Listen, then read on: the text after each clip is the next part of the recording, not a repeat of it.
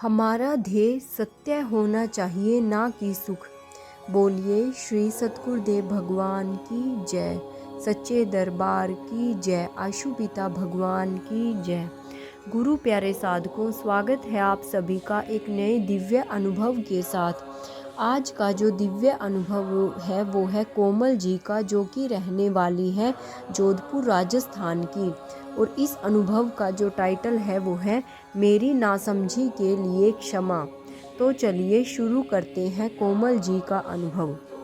पूर्ण सतगुरु द्वारा किए गए प्रत्येक कर्म में शिष्य का कल्याण निहित होता है।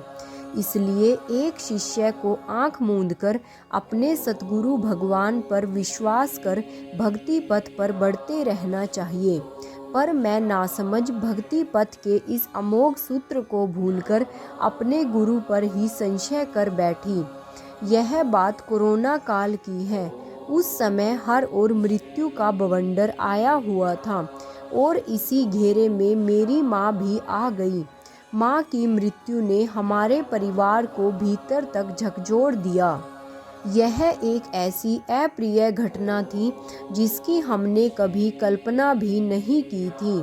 माँ के जाने का हम सभी को बहुत दुख था। माँ की डेथ के अगले ही दिन आश्रम से प्रचारक दीदी का फ़ोन आया।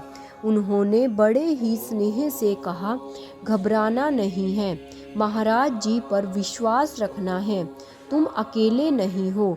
महाराज जी हमेशा अपने बच्चों के साथ रहते हैं। मैं एकदम से बोली, कहाँ है महाराज जी? वो तो कहीं नज़र नहीं आ रहे। अब तो मेरी माँ भी मेरे साथ नहीं है। दीदी बड़े ही धैर्य से समझाते हुए कहने लगी, आप लोग केवल वर्तमान देख रहे हैं। आप नहीं जानते कि आने वाले कल में क्या होने वाला है। लेकिन गुरुदेव त्रिकालदर्शी हुआ करते हैं, उनसे कुछ नहीं छिपा है। वे अपने शिष्यों का अहित कभी कर ही नहीं सकते। याद रहे, आपकी माँ के साथ भी कुछ बुरा नहीं हुआ है। इस बात को यही विराम मिला और मैं सोने के लिए चली गई। उसी रात्रि एक दिव्य स्वप्न में मुझे गुरु महाराज जी के दर्शन हुए। गुरुदेव ने भगवा रंग के वस्त्र धारण किए हुए थे। वे मेरे पास आए और एक पिता की तरह समझाते हुए कहने लगे, हमने तो तुम्हारी माँ को पीड़ा से मुक्त किया है। यदि वे आज जीवित होती तो उनकी दशा बहुत ही बुरी होती। अपनी माँ की ऐसी स्थिति को न तो तुम देख पाती और न ही उसे झेल पाती। उनके आगे का जीवन बहुत कष्टमय था। उनके अपने कष्ट के साथ साथ वह परिवार के लिए भी केवल एक बोझ बनकर ही रह जाती। गुरु ने न केवल उन्हें बचाया है, साथ ही साथ तुम सबको भी बचाया है। मैंने अपने मन की बात रखते हुए कहा, महाराज जी, वे तो बहुत साधना सेवा किया करती थी, फिर उनके साथ ऐसा क्यों हुआ? उनके जीवन का वह कष्ट से भरा पन्ना आप हटा देते।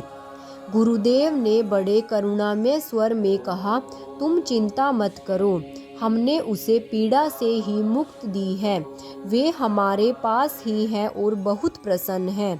तुम्हारी माँ यहाँ झोली भर भर कर सेवा का दिव्य अमृत लुटा रही है।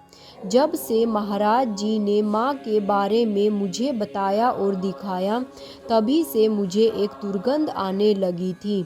अब तो मुझसे वह दुर्गंध सही ही नहीं जा रही थी।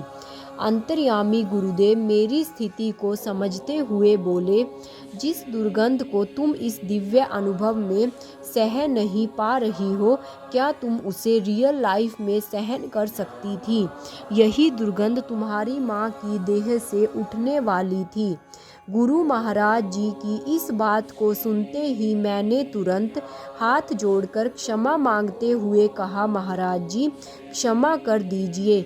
मुझे समझ में आ गया है कि आप कभी अपने शिष्यों का अहित नहीं कर सकते हैं। आपने मेरी माँ का भी उद्धार कर दिया है और हमें भी भक्ति पथ से दूर होने से बचा लिया है। क्षमा गुरुदेव, क्षमा, मेरी नासमझी के लिए क्षमा। धन्यवाद। जय श्री राम, जय महाराज जी की।